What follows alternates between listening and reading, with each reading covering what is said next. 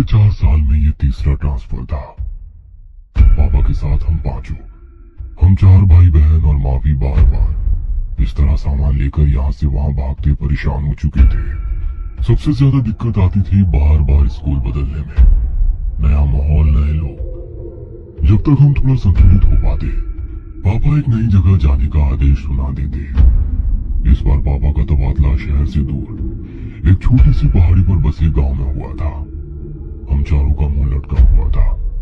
एक तो गांव, वो भी इतना पिछड़ा हुआ, न ढंग का स्कूल होगा न रहने की जगह। ऊपर से हमारे बड़े परिवार का छोटे मोटे मकान में गुजारा भी नहीं था। पापा ने बताया कि रहने के लिए डाक विभाग की ओर से एक पुराना बंगला तैयार कर दिया गया है, कोई दिक्कत नहीं आएगी। भारी मन से हमने अपना शहर वाला मकान छोड़ा और पहाड़ी के लिए निकल पड़े। हम 4 भाई बहनों में सबसे बड़ा मैं, रवि, फिर मुझसे छोटा सचिन, फिर हमारी 2 छोटी बहनें, एक विनी जो 14 साल की थी और सबसे छोटी सोनी थी। विनी चारों भाई बहनों में सबसे ज्यादा चंचल और खिलंदा स्वभाव की थी। हर समय हंसना, मुस्कुराना, खेलना, कूदना, सबको परेशान करना, यही उसकी दिनचर्या थी। हम नए बंगले में पहुंच चुके थे। बंगला हमारे अंदाजे से कहीं गुना बड़ा था। बंगले का एक भाग हमारे रहने के लिए साफ किया गया था। बाकी लगभग आधे भाग में कहीं ताले जड़े थे तो कहीं भयंकर टूट फूट मची थी। कहीं कहीं दरवाजे पर सांकर लगाकर छोड़ा गया था। हम बंगले को घूम घूम कर देख ही रहे थे कि एक बूढ़ी महिला लाठी टिकाते आ गई। उन्होंने बताया कि उनके पुरखे भी इसी हवेली की देखरेख करते थे। वो अपने माता पिता की इकलौती संतान थी। शादी के कुछ समय बाद ही उसके पति का देहांत हो गया तो वो वापस अपने मायके आ गई और इसी हवेली की देखरेख करने लगी।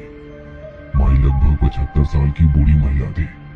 हमारे परिवार को देखकर उन्होंने मेरी दोनों छोटी चुलबुली बहनों के सर पर प्रेम से हाथ फेर कर कहा, अल्लाह हाफिज। आप मुस्लिम हैं? माँ ने कुछ अजीब से भाव चेहरे पर लाकर कहा, जी मैडम, एक बात का ख्याल रखिएगा, बच्चियां बंगले के दूसरे हिस्से में ना जाने पाए। बच्चियों से मतलब क्या है आपका?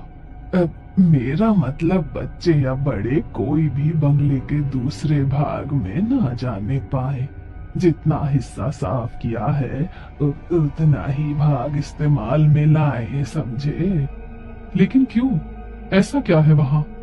कुछ नहीं, बस बरसों से खाली पड़ा है और अधिकतर हिस्सा टूटा फूटा है।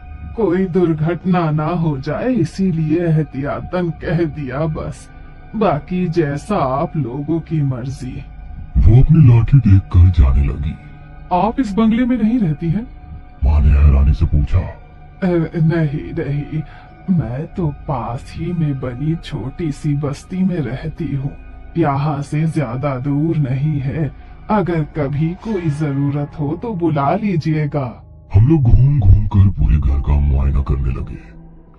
पापा और माँ घर का सामान सही करने में व्यस्त हो गए। इतनी बड़ी हवेली में तकरीबन 20 कमरे थे, जिसमें से लगभग 10 कमरे बंद थे या जर्जर हालत में थे।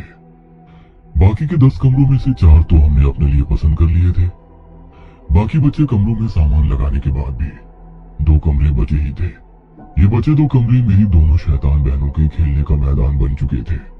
हमारा दाखिला गांव के ही स्कूल में करा दिया गया था। पापा को मिली सरकारी गाड़ी से हम जब तक आसपास के सुंदर दृश्य देखने निकल जाते थे। पहाड़ी इलाके बेहद खूबसूरत होते हैं।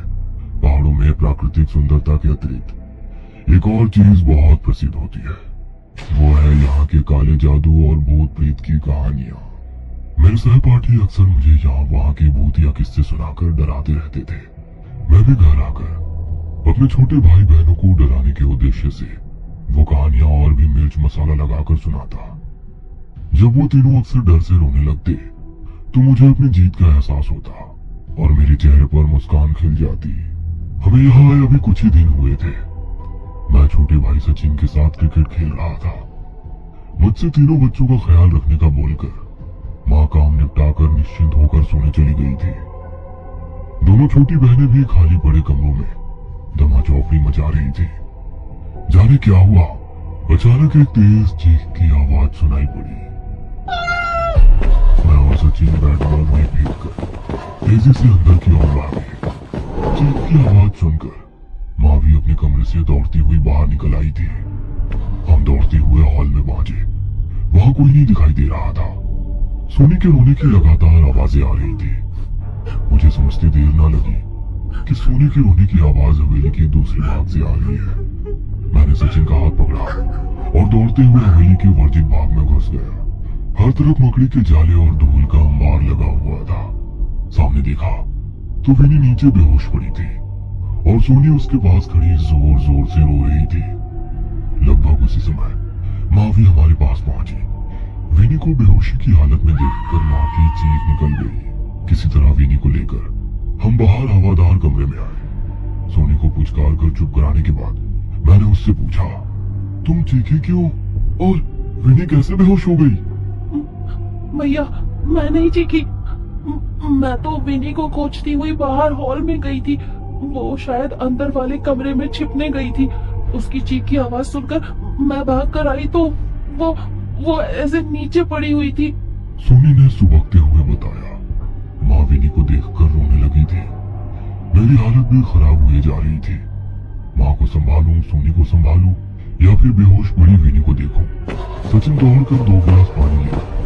एक गिलास माँ को थमाकर दूसरे से विनी के चेहरे पर छींटे मारे तो वो धीरे धीरे होश में आने लगी। विनी को कुशल मंगल देखकर माँ और सोनी का रोना थम गया था। माँ ने प्यार से विनी के सर पर हाथ रखकर पूछा, क्या हुआ बेटा, तुम बेहोश कैसे हो गई? वो वहाँ मैं छिपने के लिए जगह ढूंढ रही थी। वहाँ उस कमरे के दरवाजे पर साकल बंद थी और उस पर रक्षा सूत्र बंधा हुआ था।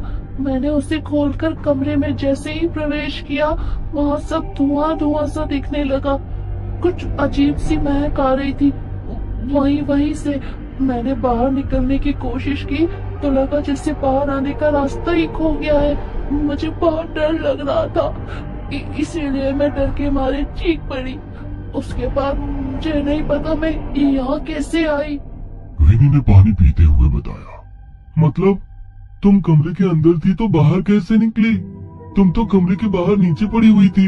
सचिन ने कहा। मुझे नहीं पता भैया, लेकिन मुझे बहुत डर लग रहा है। अब मैं कभी उस तरफ नहीं जाऊंगी। विनी ने जवाब दिया। उस समय विनी को शांत कराना ज्यादा जरूरी था, इसलिए बात को वहीं रफा दफा करके मम्मी उनके लिए हलवा बनाने की तैयारी में लग गई। इस घटना से कुछ बातें मेरे मन में खटक गई थी। अगर विनी की बात सच है तो वहां दरवाजे पर मैंने कोई रक्षा सूत्र बंधा क्यों नहीं देखा? दूसरी बात, कमरे से विनी बाहर कैसे पहुंची? अंदर धुआं कहां से और क्यों आया? कैसी महक की बात कर रही है विनी? मन में विचित्र ख्याल आ रहे थे। बीच बीच में अपने सहपाठियों की भूताह कहानी भी याद आ रही थी। आज तक जिन कहानियों को मैं मनोरंजन के लिए सुनता था, आज मुझे उनके बारे में सोच सोच कर सिहरन हो रही थी।